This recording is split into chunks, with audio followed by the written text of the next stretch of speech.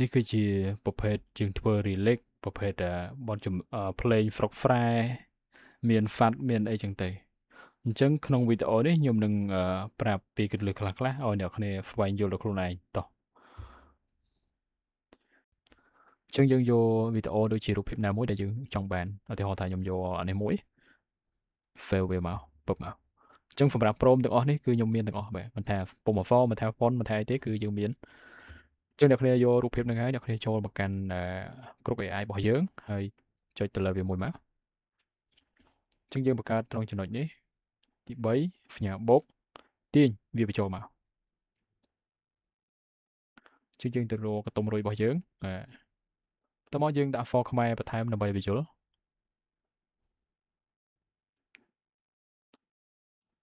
ឲ្យវាបង្កើតវីដេអូយើងមួយហើយបន្ទាប់មកអ្នកគ្នានៅពេលដែលយើងបានវីដេអូនេះហើយយើងយកវាទៅធ្វើបែប relic បែប frog fry បែបអីចឹងទៅអញ្ចឹងមើលទៅវាច្បាស់ល្អខ្លាំងមែនទែនដោយសារតែរូបភាពមួយនេះខ្ញុំរបៀបយើងថត focus ណាបាទយើងផ្ដោតទៅលើរូបហ្នឹងអញ្ចឹងយើងយករូបហ្នឹងមកធ្វើជាវីដេអូហ្នឹងគឺយើងច្បាស់ហើយបាទទោះបីវាបានកម្រិត7 20ក៏ដោយក៏វាច្បាស់ដែរចេញមកអញ្ចឹងអ្នកគ្នាចង់បានបទភ្លេងអ្នកគ្នាត្រូវមាន phono មួយទៀតសម្រាប់យើងធ្វើភ្លេងអញ្ចឹងពីជំនាន់មុនបើយើងចង់ទិញភ្លេងវាថ្លៃហ៎ប៉ុន្តែឥឡូវយើងភ្ជាប់មួយខែ10រៀលទៅយើងបានរាប់រយភ្លេងបាទបង្កើតអត់ចេះអស់ទេមួយខែចង់បានបទចម្រៀងក៏បានភ្លេងក៏បានអញ្ចឹងយើងទៅ fair prom ភ្លេងមួយទៀតដើម្បីយើងយកវាទៅធ្វើបែប remix ណា frog fry អញ្ចឹងទៅទិដ្ឋភាពអញ្ចឹងយើងយកអានេះដោយសារតែខ្ញុំមានរបស់ខ្ញុំបបែកក្នុងនោះ frame ដែរសំឡេងបែប frog fry នេះខ្ញុំបបែកក្នុង frame ហើយអញ្ចឹងកាលណាយើងមានបបែក frame អញ្ចឹងយើងគ្រាន់តែ copy យកទៅបានដូចគ្នាបាទប្រើបានដូចគ្នាអញ្ចឹងខ្ញុំគ្រាន់តែឲ្យវាទៅ fair ខាងក្រោមហ្នឹងសំឡេងខ្លុយហួច frog fry អញ្ចឹងក៏បានវាយល់ដែរអញ្ចឹងមានសំឡេងខ្លុយផងហួចផងយើងដាក់ពីក្រោមនេះមកដើម្បីឲ្យវាទៅ fair បាទ fair pro មកយើងអញ្ចឹងបើសិនជាអ្នកនរគ្នានេះអីអ្នកនរគ្នាប្រាប់ឲ្យ AI ជួយទៅ fair ភ្លេងឲ្យមកបាទទៅ fair style ភ្លេងឲ្យយើងមួយមកវាទៅ fair ឲ្យហើយនេះខ្ញុំប្រាប់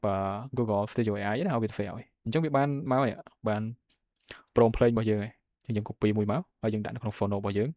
ពុបមកហើយយើងយក style របស់វា style វាយើង copy ខាងក្រោម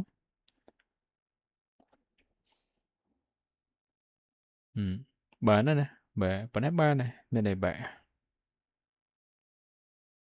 អានេះសំឡេងខ្លុយហួចចាំមើលស្ដាប់សិនបើយើងល្អចាំយើងយក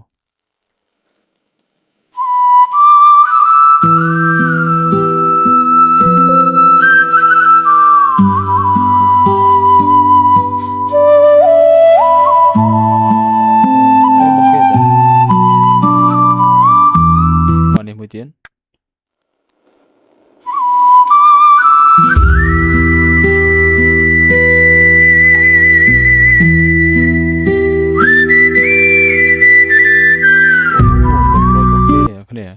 អានឹងភ្លេងហ្នឹងគឺយើងអាចទទួលយកបានហើយភ្លេងបែបហ្នឹងណាបាទគឺវាល្អហើយ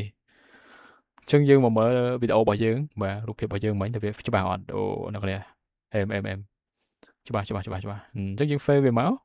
ពុបមកអញ្ចឹងយើងបានមួយទៀតឃើញទេបាទយើងបានរូបភាពមួយទៀតហើយយើងចូលទៅក្នុង CapCut របស់យើងមិញអញ្ចឹងរាល់វីដេអូគឺយើងធ្វើបានខ្លះហើយអញ្ចឹងយើងបដុំគ្នាមកបាទយើងយកខ្ទង់រុយនេះមកយើងដាក់ពីមុខគេក៏បានចេះមកនេះឃើញទេ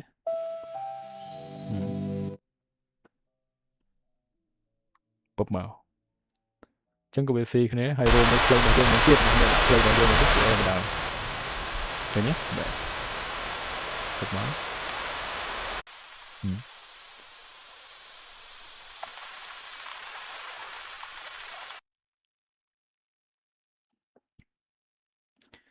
ចឹងបើយើងចង់ធ្វើទិដ្ឋភាព profile ចឹងមានក្តាមមានខ្យងមានអីដែលយើង fun អីដែលយើង scroll ដាក់បញ្ចូលមកដូចជាត្រីហែលទឹកអីមកអានឹងគឺវាបែបទាក់ទាញហើយរូបភាពយើងធ្វើជា prompt រូបភាពបែបផ្ដោតទៅលើវត្ថុដូចជា fat អីមួយណាបាទព្រាលខាងក្រោយចេះអញ្ចឹងគឺច្បាស់ហើយដាក់មកគឺច្បាស់តិចភ្នែកហើយឃើញទេបាទដូចមែនតើអញ្ចឹងដិតខ្លាំងមែនតើ fat អញ្ចឹងយើងទៅមើលនេះរបស់យើងមិញអ្នកគ្នាបាទចូលទៅមើលភ្លេងយើងមិញបានមួយនេះបាន2ហើយយល់បាន2យើងក៏ fail មកបាទនេះអត់ឲ្យ fail ទេយើងអាច fail នេះបាននេះយូរដែរនេះបានដែរ download វាពុកមក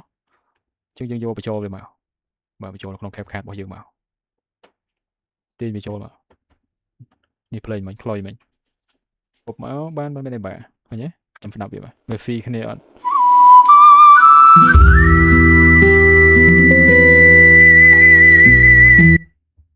អាយ៉ា